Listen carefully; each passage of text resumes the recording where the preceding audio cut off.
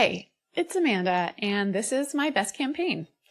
We're busy working away at season 3, coming back this spring, but over the next month or so, we've got some special episodes, and this first one is a little unconventional. For about a year, my friend Brogan and I have been trying to record an episode.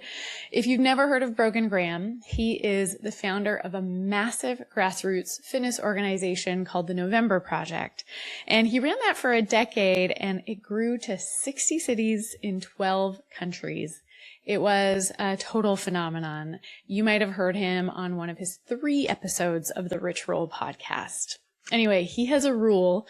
He only does podcasts in person. And back in December, we were both in San Antonio for the running event, walking the show floor, and we decided right there to record our episode, literally on the show floor. So we grabbed some gaffer tape and attached my phone to the wall of the Satisfy running booth. Thank you, Satisfy.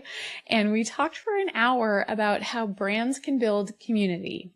We talked about how to grow an event series organically, how to use ritual to create diehard fans, and then how to use language to turn diehard fans into true evangelists. We talked about how much friction is the right amount of friction for a branded event, and the one big barrier that makes it impossible for some brands to partner with local run or fitness crews, and how do you make your movement obnoxiously unforgettable. The one thing we totally forgot to talk about is what he's doing now, which is running an agency, Outward Agency, where he's curating experiences and content for brands like Hoka and Melon, and I'll put the link to his website in the show notes. There is so much to learn in this talk, but a quick caveat. Like I said, we were on the floor of a busy trade show, and there's lots of background noise, people walking by, friends saying hi. Just embrace it, enjoy it, pretend you're with us at TRE. I promise it will be worth it. Here we are. Greetings. I'm with Brogan Graham, my friend, my new friend. My new TRE friend as of a year ago. That's right. Today. A year ago yesterday, maybe. A year ago this weekend. And I've been wanting to talk to you about community and the tie between community and brand. But maybe before we do that, let's do an introduction. Okay. Brogan, who are you? My name is Brogan Graham. I am a dad of 2 little kids. I live in Minneapolis. I've been in the run industry for 15 or more years. I've had normal jobs like working at New Balance HQ. I've had really funky jobs like starting and growing November Project, which was a fitness group that I led for about a decade. Okay. I'm obsessed with how people engage with one another. And yeah, I love picking up trends, not so much in fashion or brand, but in what makes people motivated to leave their warm beds or to cancel plans or go for a run. So I'm just obsessed with what makes people gather and do things. I was thinking about that this morning. I like the way you said what makes people engage with each other, because last night someone said to us, you two should make a podcast together. You know, my world is obviously brand. Your world is now also brand. Yeah. But I think there's more dimension that we can bring to it, but I think that would be one lens that I would want. So what makes humans connect in a way that serves brands authentically? Yeah. But then, like, taking it a level deeper, what would that look like? Yeah, I mean, I think the part that you know far great, well, 10 years more than I do, or if not more, is the business of brand. And I know, and you also know this part that I'm gonna say, but the feel and the engagement with people and the authenticity and how it shows up and where it shows up and the frequent nature of like whether people are buying in or not. I feel like I'm really lucky with my level of activity that I'm still on the ground. And the way I talk about marketing and brand is like everyone with a smartphone also has a great nose for branding and marketing. And so like I feel like you're the reality of the business and I might be a little bit more of like the feel and how it comes to life. Yeah, I was actually thinking, I was listening to a panel this morning and there was a woman who recently became, I guess she's like leading creative at Wazelle, which is exciting because I think Wazelle is an exciting brand and I want to see them succeed. Shout out. And she has been, I guess, running a consultancy for the last, I don't know how long. And I was like, oh, the difference between her and me is that she gets to be hands-on with the brands. So like to your point, Right. sometimes I'm a little removed. Like I'm doing a little bit of consulting now, but now it's my team more that's plugged in. So like I'm paying attention and I'm like hearing what's happening with our clients. I'm talking to clients all the time, but I don't get to do the creative anymore. I'm right. kind of jealous of you because Right. you're the one that's consulting and you're the one that's doing. Yes, in my best cases, I get to go boots on the ground, make decisions based on experience in the world of run crew culture. And I just like, and any brand that's listening to this, like participation is not like a nice to have, it's like a must. Yeah. Before we make opinions and decisions about money and resources and product launches and things like that. So participation, I'm really lucky to be like an able-bodied person that can go experience Peace Runners and go experience good vibes and go participate. That word participation, Yeah. I'm going to jump on. We're taking this in a lot of different ways, but I think the thread is still there. And I want to come back to what you're doing now too, but two thoughts that came up with participation. The first one is, let's talk about the event you did yesterday. Okay. Because Hudson, my colleague, and I were talking about it afterwards, and the word that I used was magical. It was Magical. really magical. Oh my gosh, I just had goosebumps. That's so cool. So describe the event that you did yesterday. Yeah. And then maybe I'll say why it felt really special and a theory that I have about what made it special. Okay. The event, which I decided to execute on like in the last handful of days, is called Your Life Story in 60 Seconds. And its most simple version is a milk crate as a stage. And Felt a little risky. It is whoever I can promote it to, who is willing to show up as a listener or potentially have their name in the hat to be drawn to tell their life story. It's an exercise I do with corporate settings and team building, and it's actually a listening event which really is hyper-focused on knowing that if someone only has a minute to share anything about themselves, they'll probably choose things that they're proud of or identify as, or both. And so really charging the audience as much as the speaker or more to be really on. And I've spent the last kind of evening also kind of recapping and thinking about how it went. Lucy called me, and my partner Lucy called me, how did it go? And unfortunately I am haunted by the idea that attendance matters. Oh. And wow. And last night was a very genuine reminder that there's a tipping point where things can't be as good because 15 more people there, Hudson might not have taken the stage. Yep. There's another person there that also was on the edge. And we ended up in the hour that we shared from 4:30 to 5:30 right outside the expo on a milk crate. Actually, every single person, including Tony with the Sony, the person who was paid to shoot photos, everyone shared. And his was so beautiful. His was beautiful. He shared last. And there's a bit of a format, and then I'll stop talking. The format was you stand up and you say, hi, my name is Brogan, and then a little bit like AA, the whole group goes, hi, Brogan. And that's right when your 60 seconds begin. Yeah. And then the only thing that is like very formatted is that at the very end, when you run out of time, you say thank you, and the entire audience knows to give you a round of applause, like almost exaggerated round of applause. And I've found, and I learned this from the folks at Second City, I've found that those of us that fear public speaking, if we know that at the end, at the finish line, is a unanimous standing ovation, you have a little bit more confidence. Yeah. It's almost, you cannot fail when you know you're about to be supported. So anyway, that's some of the warm and fuzzies of what the event was. I thought the size was perfect. Okay. Because you felt like you were friends with every single person there at the end of it. And if it's all about connection, then we all felt really connected. And we all went out to, we all were together afterwards. And then we all had dinner, standing at the RIDC event. And I mean, you got there late. But the rest of us had such a good time all evening. I loved it because it involved vulnerability and sharing. But I had an interesting conversation earlier this year with Ty Haney, the founder of Outdoor Voices, who obviously in her early days of OV did a really good job of community building.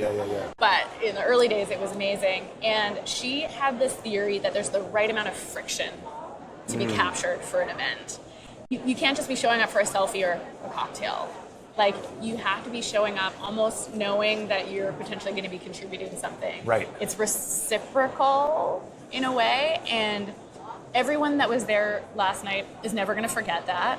The Brogan brand showed up strong. Sure, yeah, And they're that. never going to forget that. For sure. They aren't, because they had to put something on the line. There was a little bit of risk. And so anyone that showed up was like truly committed to being there.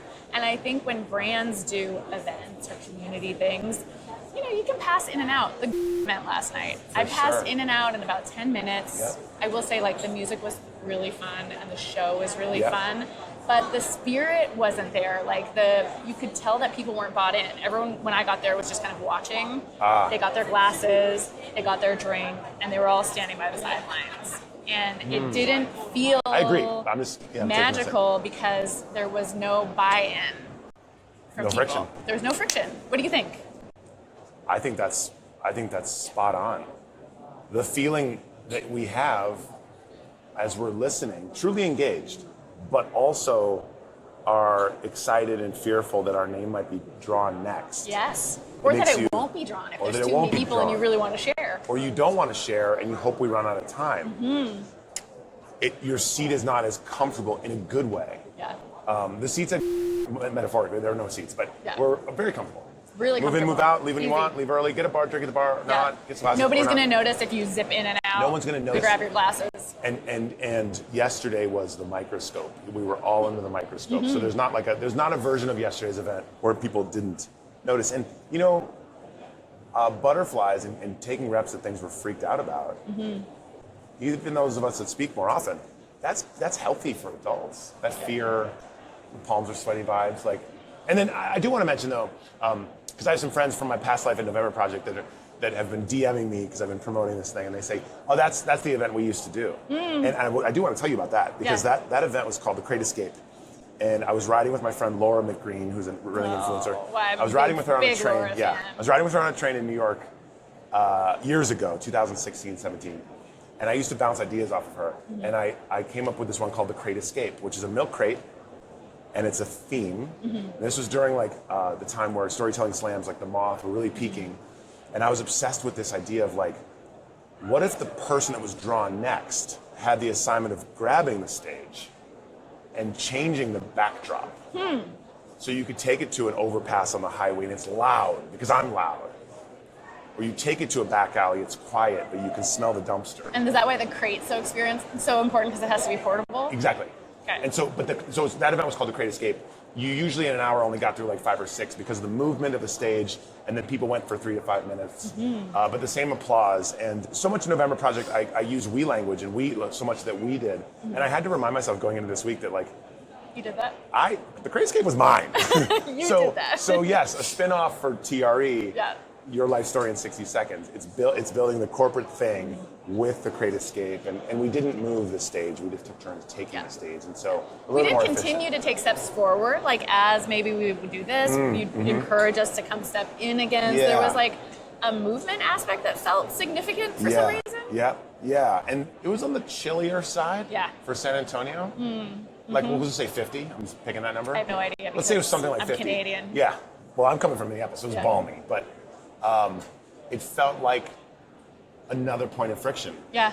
It's not comfortable. And it was drizzling. We consider that temperature for their event disaster. But it felt no. You were how much time is left? A little bit. Yeah. And so anyway, so your life story. And I also found it really important to have so many close people there. You and I are friends for 1 year. Yeah. There are some people in that group that I've been friends with since 2012. And I learned something about them yesterday. Yeah. So that's really special. Yeah. Maybe that's a good transition because when I first thought about having you on the show, the idea was that you are a world-class community builder. So nice. You've done that organically for your own brand, which maybe you don't think of as a brand, but November Project very much is a brand. Yeah. And you've started to tell me about this, some of the ways that you built community with November Project. But maybe do a deeper explanation of what November Project is, and then tell me how you grew it from whatever it was to whatever it became. Wow, yeah, so... Because it became huge. Yeah, and now it's a little bit of the OG stuff, because it is still going. It's a nonprofit. I think it exists in about 40 or 45 cities. That's wild. But it started with my good friend and college teammate, Boyan Mandrick. We were in Boston, and in a bar one night in October 2011, we decided to make a bet to wake up and work out every Monday through Friday for the month of November. Which is just the month What's a crux? It's a shifting season. I always say that the beginning of November in New England is fall, and the end is surely winter. And so he wasn't as into running at the time. He would admit that he was having that motivation issue. Great athlete, world-class rower. But these two rowers did a month together, and the alarm clocks got easier, the mornings got easier. We got to socialize way more than we would have, just with each other, the life check-ins. Yeah. So it's literally two of you. It was just the two of us at the Harvard Stadium. We did a lot of burpees and kind of jogs around the Charles River. But he's Serbian, and we both love the fact that like the consistency and the free piece of it. We weren't giving a gym all of our money, CrossFit space. So that month turned into an entire winter, and then in the spring of 2012, we used social media to bring people out and invite people with the ethos of it's free forever, show up on time, work as hard as you can, and the workouts were going to happen just like our rowing days, rain or shine. And because you'd done it for a certain amount of time, you felt like you could commit to showing up for other people. Yep. Yeah. And a big unlock was like, we had both rowed on the rowing team at Northeastern. I went on to coach the team at Northeastern. He went on to coach at Syracuse. We actually, our teams raced against each other. And so like, it did look and feel very organic. Like, wow, these people are showing up.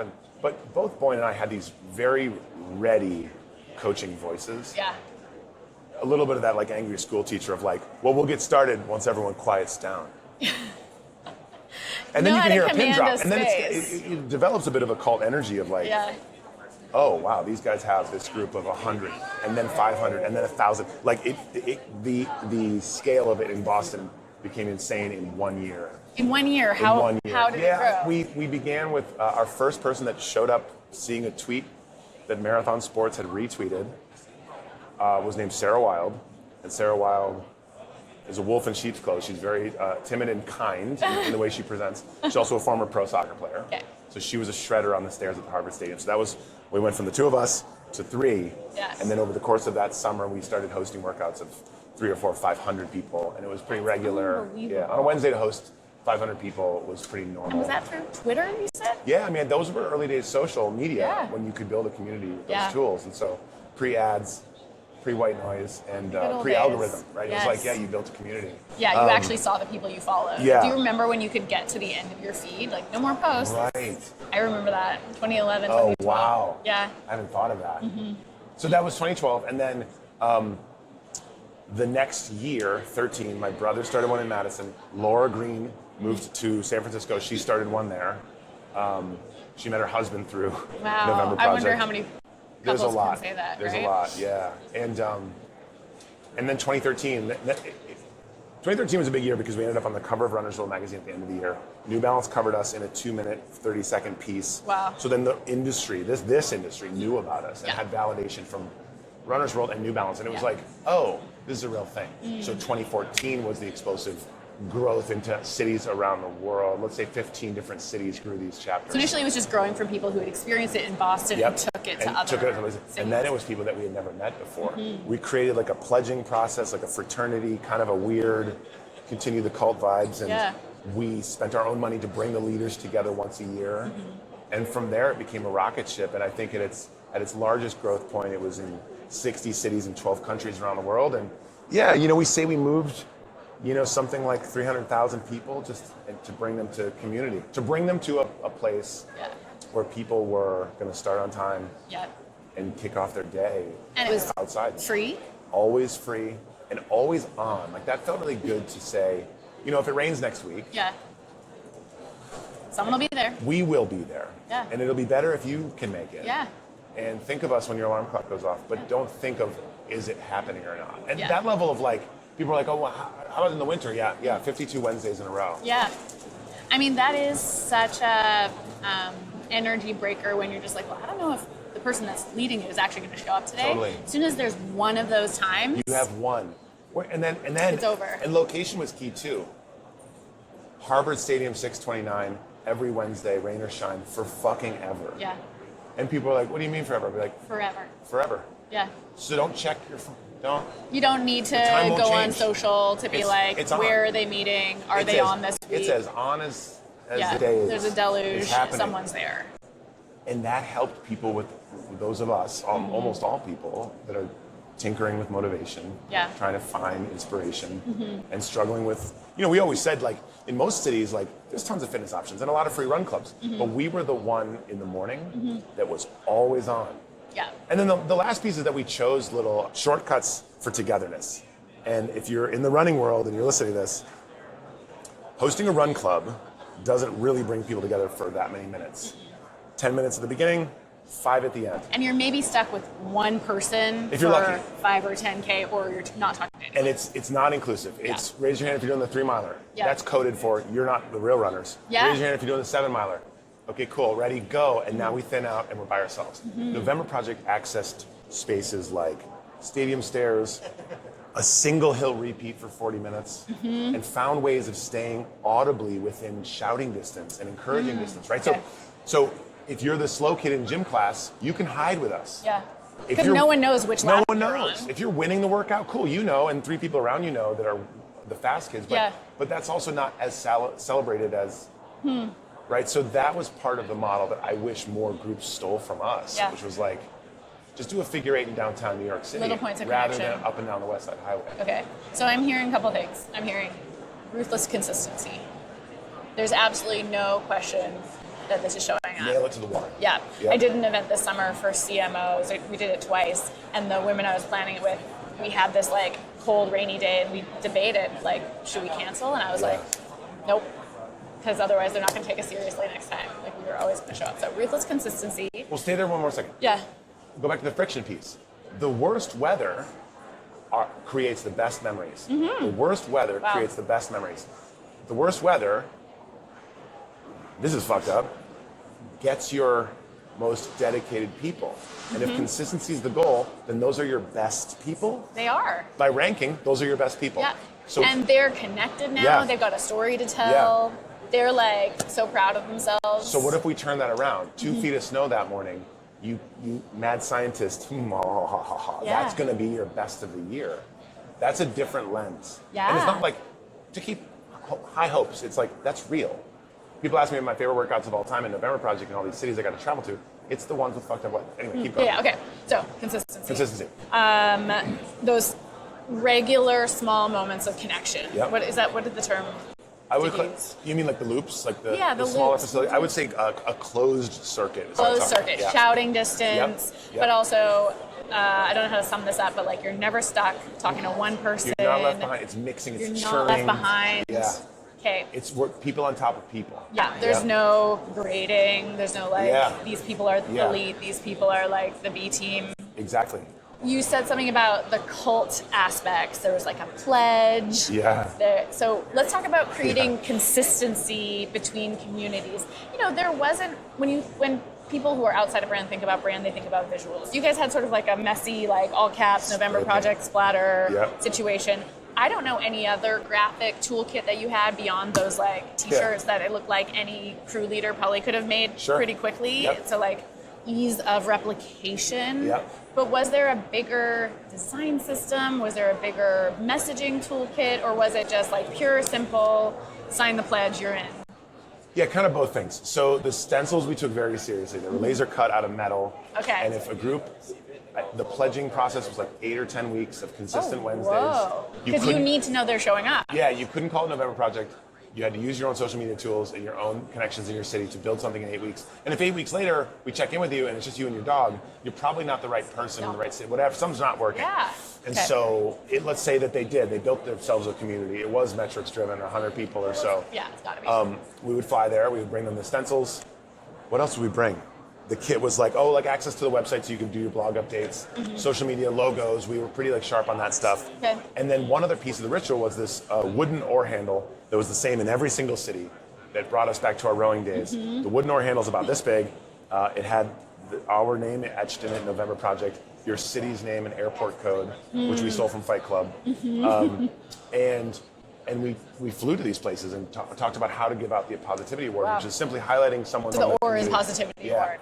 And you would dole it out. You would talk about this person without using their name or pronouns or too many like obvious characteristics. And it was a teaching moment for the group. At the end of a workout, you would say, this person has been a helpful friend and a mentor, but never misses workouts, and give it up for Amanda. and then you are excited and you come up and we hug and you have the thing for the next week. It also buys your participation for next week because you have to bring the thing back. But it's a teaching moment for like, this person shows up to all the workouts and is never late. Pay attention. Encourages others, right? But the Positivity Award was part of ritual. The way that leaders gave it out, they'd say, "Who knows what this is?" They would teach every time. It's a shout out to our founders who are rowers. And if seven people show up to a practice, but there's not an eighth, the boat can't go out. So we do need every one of us here. These teaching moments. Yeah. These You're rituals. part of a team. You matter. You know, we also recognize that like you couldn't have too many rituals. Yeah. You couldn't have too much branding because like really hardcore, crazy, fanatic, dedicated leaders also need room to roam. And if you make it so branded and exact, people will still step up, but it's not, in my opinion, the trailblazers are gone. So they had some space to make it their own. distinctive. Make it feel like November Project Chicago. Make it feel like November Project Orlando. Yeah. And let it be different. Each city had their own little tag on the spray paint below. Okay. In Austin, Texas, it's the bat. Yeah. You know, in Newport, Rhode Island, it's a pineapple. You know, and I so wonder what it was in Vancouver. I'm trying to remember. it was the lion at the the gate lions. over the bridge. Yeah. That's cute. Okay. I like that. Yeah. Let's talk about the award more because there's some other things that I really like about that. There's a lot of people that would feel really uncomfortable being called out. Yeah. And I love that you're not saying the name of the person because that person's not sitting there being bashful. Everyone's staring at them while all the whatever nice things are being said about them. Right. They just get to be like, who is it? Who is it? And then have that moment. So it's like they're not in the spotlight for very long, which a lot of people love. But for the people that are maybe a little more ego-driven and do want to be called out, there's the knowledge that if I show up as the best possible November Project member, I might be the person in the spotlight. I might get it one day. Yeah. I remember one of our fitness leaders in Vancouver who I love and respect deeply, who built like a really good community, a woman named Katie Gallagher, who ran a gym called Tight Club. We did a run crew for a while, and also her workout classes. Every single class, she took a group photo, and I think there was also some prestige in showing up, being tagged. People saw that you were part of this community. It's a roster, yeah. Did you guys do that? We did. We did group photos, and it's the opposite of what I said at the beginning of this conversation. It was a flex to have more people. Yeah. It was. It meant as leaders, or maybe credit to the community, or credit to the location you picked. Or maybe you look like an OG because you've got such a big group, you've been doing it for so long. Hell yeah. And those first couple years, this is going to sound bad. If you led at November Project DC and you regularly had 300 or 400 people on the steps of the Lincoln Memorial, you had a bigger voice in the room. Your opinion, you know, each city had 2 votes or however many co-leaders, but you know, those guys, Danny and Steve, like, they were doing something more right based on the final product being. So the group photo was a thing. I've since grown to like kind of hate on the group photo. I think social media is different now. It's evolved so much in the last decade or two. I'm over the group photo, but it did have a feeling of like who was there, who got to claim it. Yeah. Consistency was cool. But photos in general, that was also a big piece of leadership. Okay, here's your positivity work. Here's your stencils. By the way, this is such a dynamic position that's unpaid. You're going to need to figure out how to be a public speaker, a blog writer, and a photographer. Yeah. Oh, and a social media coordinator that turns assets around same day. Boyan, to his credit, was so diligent about content going live. We always say before the sweat would dry. And that like expedited process made like solid content really good. Yeah. And I think that separated us early days. Okay, 3 more places I want to take this. I have to log them in my brain so I can remember. Got it. The first one is language. You just said before the sweat would dry. How important do you think having those like ownable expressions that were distinct? Like you heard someone say that, you knew they were November Project. Oh yeah. How did you cultivate that, and what do you think the role was? I think that's my personal taste in branding, when done well. Same. Yeah. Very passionate. Slogans. We call it linguistic abstraction. Right. Your ownable vernacular. Linguistic abstraction. That came from Chip Wilson of Okay. Lululemon. Got it. Yeah, Got I it. learned that from him. Chip. Do we like Chip? I have respect for Chip. Okay. Yeah, I worked for him for 2 years, and I have respect for. Got it. I've adopted some of his ideas. Got it. Yeah. Polarizing character, but I'm also a fan. Exactly. A polarizing character, but there's goodness in there, I think. Well, and talking about a brand that does that so well. Yes. Okay, so yeah, I mean, just show up was our like slogan forever and ever. It cut through excuses. It cut through longer conversations. What's the workout? How long? How many minutes? Are we doing push-ups? To show up. In fact, That's very you too. Just no questions. Just show up. and it was also like come once and then maybe never again. But this is my challenge to adults. It seems like you're the type of person that likes to meet new people and try new things. When was the last time you backed that up? Yeah. When was the last time you stepped into that? So November Project was doing two things. An opportunity to meet new people and try something new. You're also calling them into the person they want to be. For sure. Like maybe they're not that person. For sure. But having you say that you see that in them is like, oh, I want to prove to Brogan that I can be that person. Yeah. And so I was on an absolute warpath for my first 2 years of leading in Boston. I thought of, it's a little bit of that Bowerman thing. If you have an athlete, if you have a body, you're an athlete. Was that Bowerman or Phil Knight? Anyway, I took it to think that in Boston, if you were in public spaces, you were a potential November Project recruit. I can't overemphasize that. And for people that are new to building community or building brands, if you're a leader or the leader and you're not excitedly talking about it all the time to everyone, every minute, everywhere, you can always be doing more. That's my opinion. And so I was rabid about recruiting, and I used these, what is it, linguistic? Abstraction. Yeah, which is in itself a linguistic abstraction because that's not really what abstraction means, but he coined the phrase and he turned it into that meaning. And so it's like, it is what it says it is, I guess. It was also during like the hashtag era, so it was like, we got to speak our characteristics. Through your hashtag. Yeah, it's on if it rains tomorrow because we are weatherproof. Yeah. Just show up. These ideas of like bragging about the rules of the road. And then, stay on this for a second, I think we did a good job of arming the members to talk about it easily. Which is how you know you've done it well, when people start using that language for you. And we say this to our clients all the time. All the time. Yeah.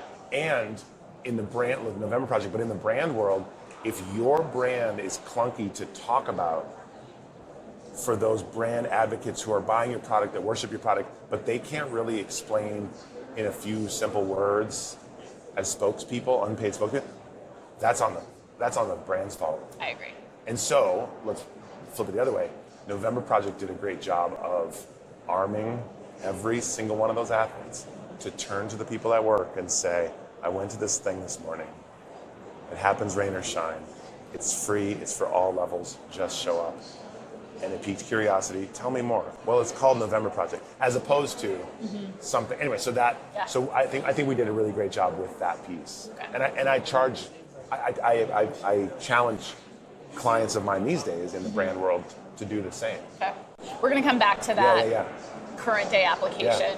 The last question is just like my selfish entrepreneur. Like I'm always like, how does this work? So you did this for how many years? Yeah. And it was a nonprofit. Yep. How were you funding this? I mean, you had all these volunteers, but you were putting so much time.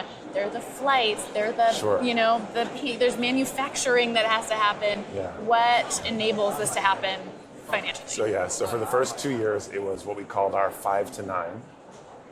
This was our commitment to every morning. Yeah.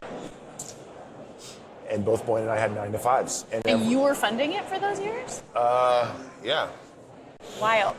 It wasn't much overhead. It was spray paint, and then it was flights to one leadership gathering. But it was mostly a Boston story in that first year. Okay. And there was only one gathering in the second year. So it wasn't that much overhead at all. And to credit his wife, Emily, she said in that second year, she said, you guys got to figure out if this is a hobby or if this is a career. Yeah.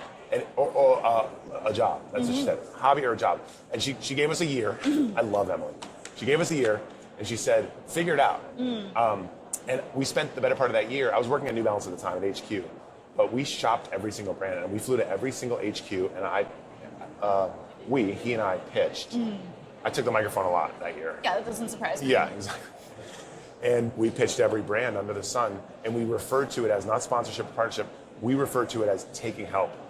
We believed so much in street cred. We were so anti-brand we were so about authentic grassroots nature, but when we decided to consider taking help, the structure of these deals, because that's kind of what we're getting at, had to do with a pretty large scale budget once or twice a year to bring all the leaders together.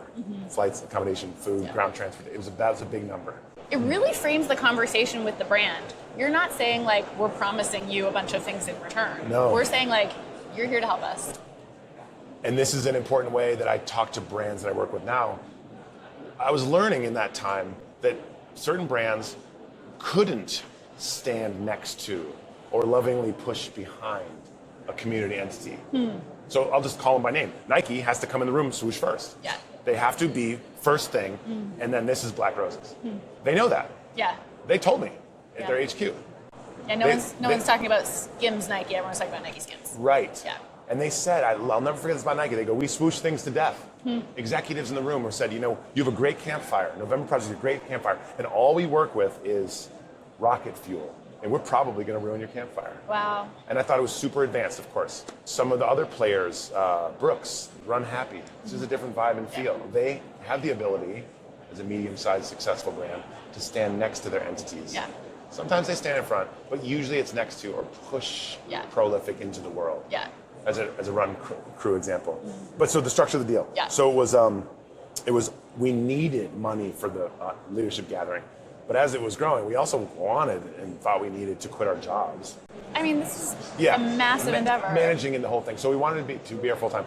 So then we came in as like a consultant to the brand, but executing for our own group. So they could call on us and say, hey, what do you think of this new thing? And we would always be available to them. But basically, they paid our salaries to work on November Project. So that's times 2, founders. Yeah. So figure out what that number is. And a gear allotment, brands want to pretend like that's like a line item, and it kind of is, it kind of isn't. That is negligible for them. Exactly. But we factored in 2 or 3 co-leaders per city. Okay. How many thousands of dollars of gear per person, times 3 city, times 60 cities. So that adds up. It was a commitment. Yeah. And then they wanted visibility. If our founder goes to a workout in Vancouver, will they be wearing the brand? Okay. And then the last piece was travel. A travel budget that was so robust that we could, this is pre-kids, that we could press go and go anywhere and be able to participate in November Project everywhere as a key piece of our job. Wow. And so that, I will share that number. I think that was a $200,000 budget per year. For the two of you? For he and I to share. And sometimes we elevated a 3rd or 4th leader to kind of come in and have that helpful space. And then, so we pitched to everyone. I worked at New Balance at the time. My co-founder was much more in love with the idea of going with the North Face and stepping outside of running. I was brainwashed by New Balance in a good way, but I thought I was going to die on my sword if I thought it had to be New Balance. In the end, we went with the North Face. Yeah. My friends and my loyal companions at New Balance, they gave me high fives and hugs, but they walked me off campus. Wow. They took my badge, they took my computer. In the world of brand, there's no like Bloods and Crips. It's like, so they walked me off campus and congratulated me, and they're still good friends of mine. But we had a 5-year relationship with the North Face. Wow. We restructured the deal, and we had a 4-year relationship with Brooks. Okay. We had some smaller side sponsorships, but the structure of the business was for 1 year it was just nothing. From 2012 to 2018, it was an LLC where he and I just managed budgets. Yeah. And then 18 up until this very day, it's a nonprofit. Okay. And do you guys still manage it? I stepped away from the project in 2022. My co-founder, Boyan Mandrick, stayed with it until just this year, 2025. Wow. Okay. I think he's still active on the board of directors. You're not on the board anymore. I am not. Yeah. I was very involved for a hot second, but it felt I knew that I was the crotchety old man that wanted people to know that we walked to school uphill both ways in the snow, and it's almost like to give it the next chapter you had to step away. Yeah. Which takes a certain amount of self-awareness. Yeah. And so, ironically, the leadership gathering that still is taking place, where now the members of all these cities are invited to come, is happening this spring in Minneapolis. You're going to swing in? I think I have to. I think you need to. I think I have to. It feels really cool to run into young people that are still wearing the spray paint and just kind of rub elbows with them at a airport terminal, and I don't always do the whole thing, but it's really cool to behold. Okay. We've started talking about some lessons that I'm taking. Okay. But I'm going to frame this question slightly differently. If you were going to build an organic community today, Yeah. what would you do? What would you take forward from those days? What wouldn't work now? And what's something new you'd be trying? I spent the last 2 summers doing this, and I overcorrected, and instead of inclusive in all levels and just show up, I did something that was called training group, and it was invite only. It was wear black. It was really mean. I knew that there wasn't anything like it in Minneapolis. I am obsessed with figuring out a balance of diversity in sport discipline, race, and culture, and age, and where on the footprint of the Twin Cities they live. I was obsessed, and I am obsessed with those pieces of diversity, but I didn't want non-athletes there. I wanted a thoroughbred nature of shredders or hardos, or I wanted it to feel mean and boot camp like. So I was doing that, I'm gonna answer your question, to do something distinct. And my friend Claire Wood and I we circled around this word, distinct. If your run club looks and feels like a run club that people have experienced in different parts of the same city, it's easy to be forgettable. Yeah, they're interchangeable. So I'm obsessed with making decisions in every next community I try and construct that are distinct. Yeah. And make you say, and people were talking about how like obnoxious it was that it was invite only. How It's non-inclusive. Kind of like, it's the satisfier. Exactly. Like, it's obnoxious, but it's also like, you're in a club. And everyone's talking about it. Yeah. And then someone says, from November Project particularly, which is a mostly white-centered organization, I heard about training group. When is it? I'm excited to come. And I would look people dead in the eyes and say, you're not invited. And they would laugh and they'd say, no, seriously. And I'd say, no, seriously. And my joke within the joke is like, no, we already have a 40-year-old white guy there. That box is checked. Yeah. I don't need another stop on the weekly passport, another place to reconstruct the same circus that moves from one gym to one run club. Minneapolis is a pretty small place. So to give something that is distinct. Another way to answer your question is that I know how much work goes into it now, so I'm really cautious now about falling into it.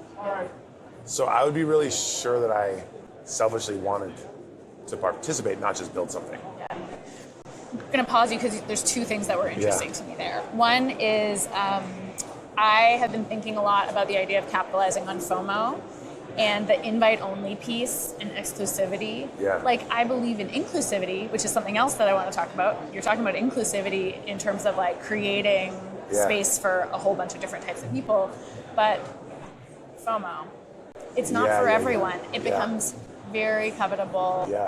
It becomes like obnoxiously exclusive in a way.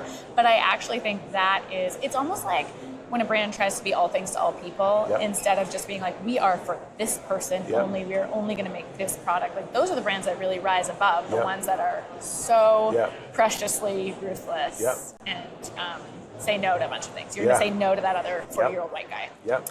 And you have to be so willing to do that you're going to send away more people than you're going to let in the door. Yeah. Yeah. And those people are like, they're spurned and they're like, I'm going to prove to him that I'm worthy of this and I'm going to get an invite at some point, you know? Or I'm going to like start my own thing. And it felt really weird coming from where I came from, because I'm not an asshole, but I really was testing this hypothesis that there's an appetite for, in 2025, is the pendulum perhaps swinging where inclusivity is important, and there's still potentially a curiosity and an appetite for shut the fuck up and work harder. Not everyone gets a vote. Yeah. If you're here, here's the rules. It's super clear. It's written in blood on the wall. This is what we're doing. No negotiation. Yeah. No, it's not a decentralized leadership. I'm the leader. Run the hill. Like, and so after 2 summers of this, had it just been like me and a bunch of guys that look like me, I'd have been like, oh yeah, this isn't really working. But what we found at the end of this summer was that it was probably, 150 people strong. Still invite only. Still invite only. It was wildly distinct. It was very hardcore. We said it had to be the hardest workout of the week, or if it didn't feel like the hardest workout of your week, you didn't do it right. Yeah. We have this really brilliant woman named Felicia who created this rule called the Felicia rule. If you needed to take a break, stop and get a drink of water, you actually had to get in your car and go home. Whoa. You got dropped. You weren't allowed here. It's like being in an elite cycling it's an hour crew. with no breaks. Wow. And Felicia made the rule because she felt off one day, kind of like a little bit coming off a flu or something. And she showed herself to her car. I didn't ask her to leave. She just was like, I called her, she's a good friend. I called her afterwards, Lucy and she's like, I was like, are you okay? Whatever. She's like, no, I was going to bring down the vibe by standing around. Wow. And even if I had gotten going again in 10 minutes, I don't want that to be my contribution. We're like, whoa, okay, so now it's the Felicia rule. If you need to take a break, you need to go home. But if you want to cheat sheet that, just keep moving forward. Yeah. So she figured out the next week how to just go a little slower and manage an hour. Okay. Yeah, just manage your energy a bit. So I would make choices that are distinct. Yeah. I would encourage anyone that's interested in building community to be a joiner for like 6 months or more. In other people's Go initiatives. to everything. Yeah. Things that are similar, things that are wildly different. Go to a spin studio. I don't like spin at all. But Yeah, they're what doing bike something, would fit you? They're doing what shoes? What shoes? But they're doing They something would that not fills a have your room of shoes. people and there's an energy of some kind. Yeah. If it's not for me, that's okay. But see in industry. So for running, go to every run club. Follow everyone on IG. See what stories are being told online. And what does it feel like to be there? Participate. Join. Yeah. And then challenge your own idea of, am I creating something new? And that doesn't have to be your North Star, but for me it is. Yeah. Yeah.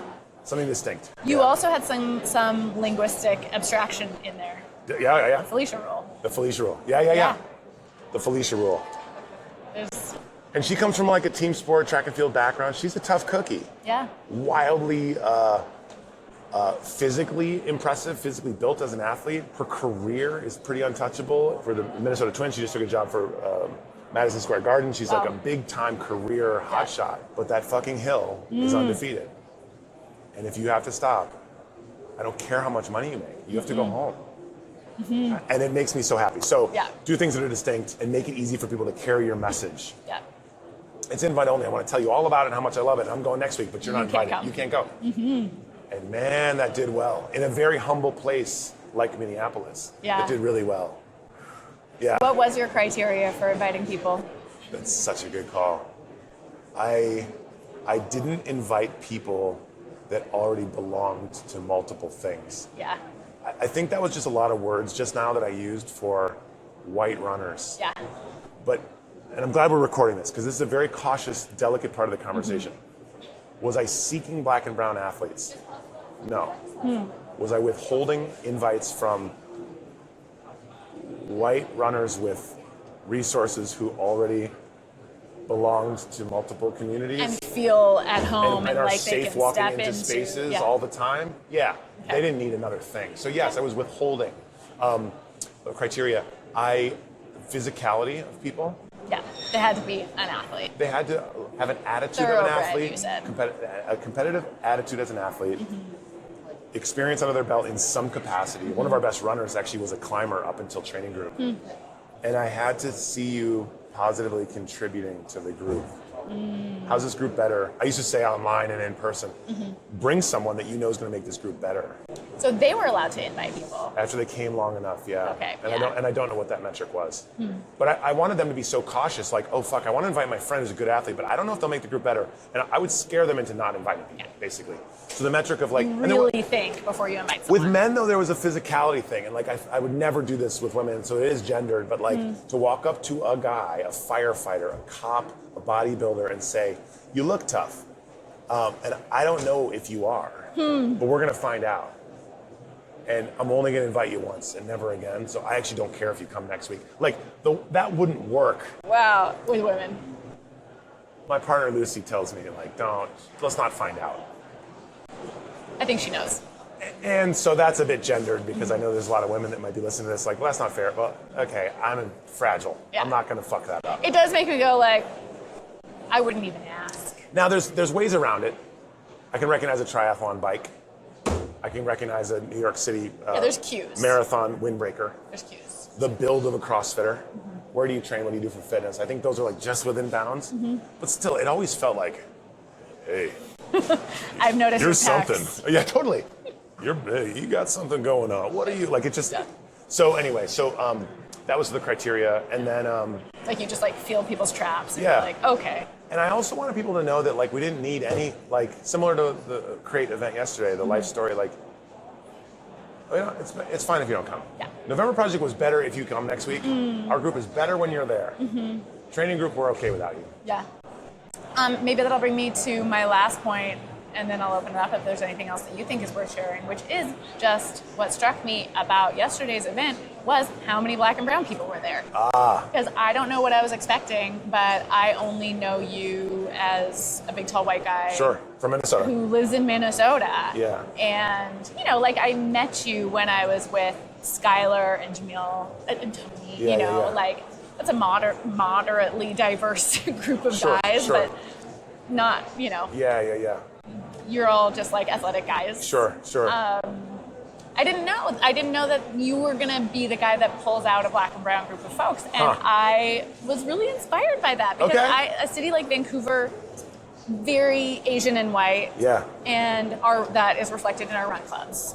You know, Yeah. there is, you know, not a lot of diversity in Vancouver's run clubs, and I was thinking like, what would it take to get this in Vancouver? I mean, Vancouver is maybe not Toronto. Toronto would be a city where you could get that, but a guy like you wouldn't necessarily be the one that's going to pull that group out. Yeah. First of all, good read, and I think reading books by their cover is actually saves time, and it's usually right. To be honest, they say don't read a book by its cover, but like, yeah, I look like a white guy that knows white guys. My work and run right now is to figure out how to get brands closer to new runners, and I think the dogfight between Nike or On, you know, Tracksmith or Nike, like that runner is going to keep having experiences and resources. So it's not necessarily about the color of the skin, but the newness to the sport. And who was there yesterday were some black folks who were representing black communities in cities, particularly black communities that don't have a lot of resources. West Side Chicago, South Side Chicago, Yeah. Richmond, Virginia. There's also some like well-to-do white black folks there Yeah. that like come from like lots of resources and don't have like and are deciding between On and Tracksmith. Yeah. So to me, it's also like the newness to running that you can't see that I'm obsessed with. And then I guess it is worth mentioning like my buddy Muffy was there. I've known him since I was in 4th grade. What a like, cool guy. cool, very cool. What Like traditionally, the style on that man. was very just cool. Next level. Cool by definition. And but he represents my first touch to sport and team sport as a basketball player. Okay. I met him when I was 10. Okay. I was put in a bunch of gyms and vans and basketball tournaments without very many white people. Yeah. This is not my credentialing, but it is a deep dive into black culture through sport, which has always shaped the way I look at sport. Yeah. And so I was a scholarship athlete in the sport of rowing, and I always just remember thinking like, it was almost like equestrian or racing sailboats. It's like, are we the best Wow. rowers or are we the best white guys that have access to rowing? Wow. And so I continue to apply that lens. Yeah. And I wouldn't go as far as saying like I moved through a brand space avoiding white folks, but I am interested in people that are closer to newness in running. The dudes from Off the Couch were there, They were so fun. and they motivate They're an so audience lovely. of like folks that are newer to running. Yeah. And that traditionally haven't been seen in the safety of running. Sydney Baptiste, who I just saw around the corner, Yeah. was there. We talked a bunch. One of the biggest voices in brand. Relationship with Brooks. He Yeah. has his own brand. Yeah. And yet he motivates his own run crew in Dorchester. So he's both things. Yeah. He's as industry as it comes, but he's coaxing a lot of new runners into their new. So that to me is like the diversity that couldn't be seen yesterday. Yeah. Best compliment I got yesterday was when Sid was like, "Oh, Monday, I reached out to you guys to work with you, but we weren't quite big enough for you yet." And I was like, "You know, I was." Wow. Yeah. that made my day. He's like, "Yeah, I follow you on Instagram." Yeah. I was so thrilled. Yeah. Well, let's just stay on that for one more second. But also, like, Muffy stood up, and we didn't have video capture of these stories, which I feel good about, because there were some that were pretty close to the chest, close to the heart. A lot of people spilling their guts, and Muffy talked about like seeing death and seeing bodies in the community, in the hood. And he wasn't the only person to speak about small beginnings or lack of safety or violence. And let's remember, as a listening exercise, these are elements that these people have decided to bring into 1 minute of who they are. I mean, that diversity of the storytelling was really interesting, where people are coming from. I just felt so honored to have the people who were there show up. You know, what if every single person, what would the group have looked like if every single person I told about came? I don't know. Yeah. I think it would have still been pretty diverse, you know, but it wouldn't have been as connected. It wouldn't have had the same feel of friction like you talked about. So I was so glad you could be there. That was great. Yeah. Highlight of the week, for sure. Wow, that's so sweet. And Hudson said the same thing. Wow, that's so sweet. Yeah. What's something I didn't ask you about community that you think is super important that everyone understands? One thing you didn't ask me about community. Well, I think those of us, I guess the part that I like to share when I have time to go this deep is the work around it. Like the part, the unsexy work hours. I think everyone sees the group photo. If a robust community like the Peace Runners on the west side of Chicago forms an official partnership with Hoka, we notice the big moments, the high reach, the high visibility moments, but